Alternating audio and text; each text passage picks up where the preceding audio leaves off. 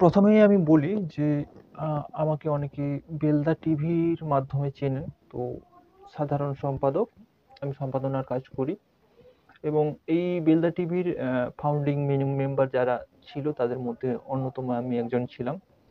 তো বেলদা টিভি এই সংস্থাটি তৈরি করা হয়েছিল আহ, স্থানীয় সংবাদ, বিনোদন এবং আহ, কিছু প্রাকৃতিক স্থান, বিভিন্ন দর্শনীয় স্থান তুলে ধরার জন্য, আহ, বিভিন্ন ব্যক্তিদের, মানে কি বলবো, যারা যে সমস্ত প্রতিভা আছে, নাচ গান আবৃত্তি অঙ্কন বিভিন্ন ক্যাটাগরিতে যারা আহ, খুব ভালো পারফরমেন্স করে কিন্তু তাদের প্রচারের জন্য একটা মাধ্যম বেলদা। এবং দেখুন, বেলদা তো একটা উদীয়মান শহর।